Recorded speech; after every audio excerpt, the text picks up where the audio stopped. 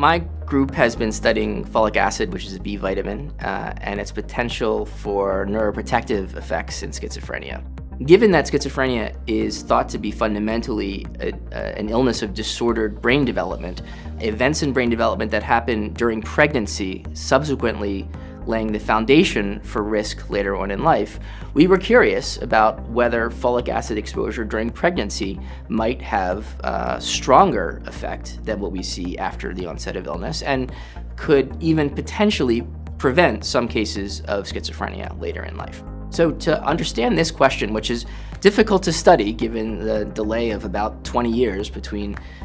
prenatal development and the onset of schizophrenia, we decided to leverage as a natural experiment of sorts the rollout of folic acid fortification of the grain supply, which was introduced in the late 1990s in order to reduce risk of spina bifida and other neural tube disorders.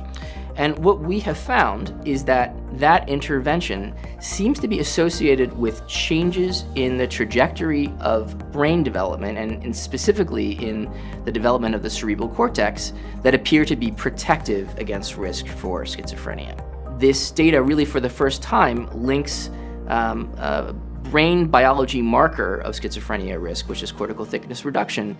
to an intervention that occurs during prenatal life that indeed in many cases is already being given. These relationships between folic acid exposure and brain development, subsequent risk of illness, appear to be strong, and at the same time, on the level of basic brain biology, we're not sure what the mechanisms are. And this would be really important to try to understand, because if we can pull out intermediate mechanisms on the level of cell biology, gene-environment interactions, especially since what folic acid does is help to control gene expression through changes in methylation, this might identify some new biochemical metabolic pathways that can be leveraged to develop even more specific treatments. And when I say treatment, that could either be in the realm of treatment after someone develops the illness, or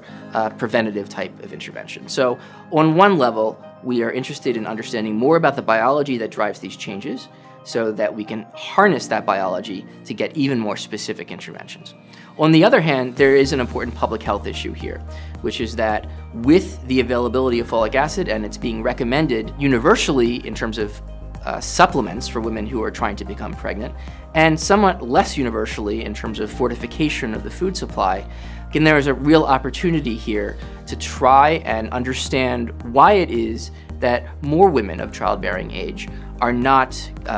taking folic acid, either as a supplement, or why certain governments have chosen not to fortify the food supply. If we can understand those barriers, then potentially we can increase the adherence to something that really is already recommended, and not only see a benefit in terms of spina bifida, but also potentially in terms of risk for severe mental illness.